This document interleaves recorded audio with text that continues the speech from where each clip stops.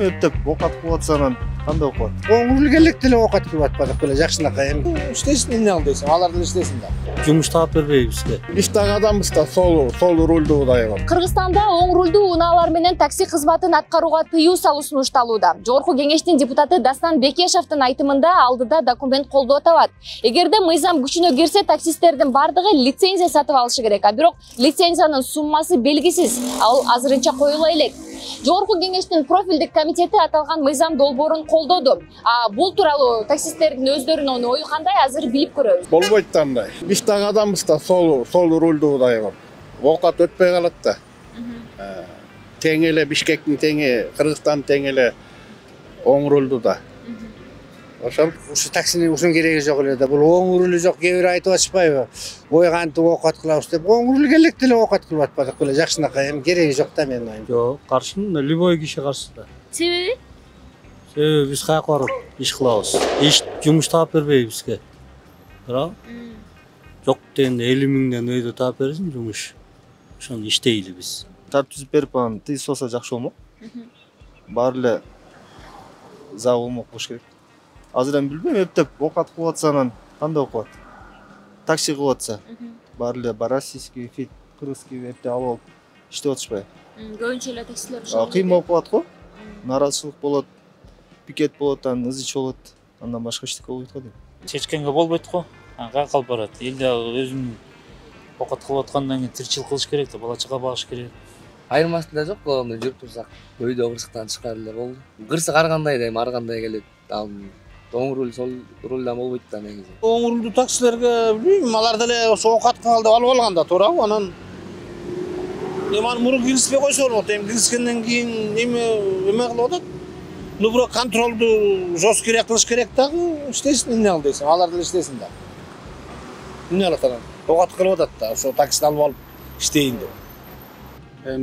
Билбейм эми. Бул жолдун баары левостранный да. Ошон үчүн сол жак руль эле жүрсө деп ойлойм. Оң жак рульдор эмне тиги Англияда, Японияда да.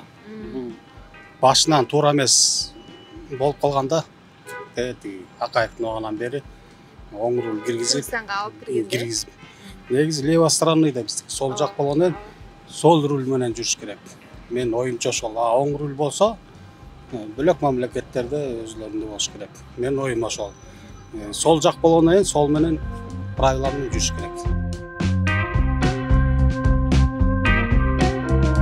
2024-жылы 910 оң рулду автоунаа жол кырсыгына учурап, анын ичинен 56 адам каза болуп, 1420 киши жаракат алган болсо, ошонун 712си бул оң рулду автоунаанын күнөөсү менен катталган жол кырсыгы да. 900дөн 700ү эмне ошо оң рулду автоунаанын күнөөсү менен жол кырсыгы болуп, 50 адам каза таап, 1048 адам жаракат алган да. Бул мыйзам долбоорун кеч кабыл алынып атат да. Муну мурунтан эле кабыл алыныш керек болчу. Ошо машиналар кирип баштаганда эле башка мамлекеттер болсо сразу чектөө койгон. Казак мамлекети сразу эле жол кырсыгы ушундан көбөйдү дегенде, Назарбаевдин убагында сразу информация бергенде бөгөт койгон. Тажик мамлекети киргизмек үчүн рулин кесип салган, бул бизге туура келбейт деп.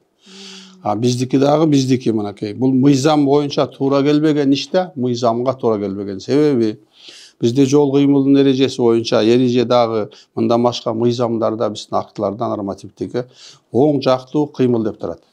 Рулдук башкаруу биздики транспорттук каражаттар Европа, Азия баарыбыздыкы рулдук башкаруу сол жагында турат. Биздики жолдорубуздун баары ушуга ыңгайлаштырылган. Транспорттук каражаттардын техникалык абалы дагы жанагы караңгы жарык берүүлөрдүн баары бүт ошого ыңгайлаштырылган. Бул туура келбеген, биздин жолго туура келбеген транспорттук каражаттар. Булар аралда жашаган мамлекеттер булар. Башка мамлекеттер менен карым катнаш кылбайт булар. Англия мисалы, Япония дегенчи. Анан биздики бизнесте белен аны бул завоз болуп кеткенде, муну сразу эле бөгөт коюш керек болчу. Мен көп жолу айтып келдим бул жерде. Бул жерде мыйзамын жабылып аткан убакта да Чыныбай кылыш паркести комитетке чакыргандан барып ошо мыйзамдын башында мен тургам ошо жерде. Мугалим катары түшүндүрүп бериңиз дегенде мен түшүндүрүп бергем. Караңгыда айдаганда дагы мынакей биз жолдун четинен чыгып кетпеш үчүн биздин фарлардын направлениялеричи оң жакка болот да. Булардыкы наоборот мындай эле болгондо, сол жактагы жол болгондо бул адамдын көзүнө түс берет экен да. Караңгы убакта да кыйын буну башкарыш. Ошон үчүн бул мыйзамдар уже туура кабыл алынып атат. Муну мурунтан кабыл алынып, муну бөгөт коюп койсо, канчалаган адамдардын өмүрү сакталып калмак. Канчалаган адамдар ушул жер менен өмүрлөрү кыйылып инвалид болуп калды. Себеби биз такси кызматкерлерине пайдаланган, таксиге жана частный извозго пайдаланган көбүнчөсүнүн Япон машинелери 7 орундукта. Сен 5 киши алгандан көрө 2 киши ашка алып атпайсың. 4 киши, 3 киши, 4 киши мисалда акчага 7 киши десе 8-9 киши салат. Андан башка жүк салат. Бул транспорттук каражаттын техникалык өзүнүн немеси бар, характеристикасы бар. Бул характеристикасында 5 киши 5, 6 десе 6, 7 кишиден ашык салбаш керек. Бул ашык болуп калса, бул транспорттук каражатты башкарууга жөндөмүс болуп калат. Кырсыкка түстөн түш ушул техника абалы туура келет да. Анан ошон үчүн бул эң негизгиси туура болот. Кем жол кырсыгы азайып, мындан башка транспорттук каражаттарды да башкасын алып алып калсак, частный извоз, лицензия алып алып иштей бер. Азыр такси деген кызматта толтура да мисалычы. Өз үй бүлөсүн багыш үчүн жумуш болбосо, кээ бирөө ошого көнүп калган, азыр жумушсуздук деле көп болуп атат, азыр көп фирмалар ачылып атпайбы? Башка жака, же болбосо машинени сатта башка жака сатып ал. Адамдарды ташыбай кызмат кыла бер, потому что эксплуатацияга запрет кылган жери жок. Бул киргенден кийин бул мамлекет уже бөгөт да кое албайт да, сиздин граждандык укугуңуз деп белгенген болот. Сиз мурундан сатып алып айдап жүрсөңүз, сиздин укугуңузду чектеп коймок беле. Ал машинелер только адамдарды ташыганга, акча тапканга, коммерциялык багытта пайдаланганга болбойт деп атат. Атак айдала берет ал. Эксплуатацияга бөгөт койгон жок эч кандай.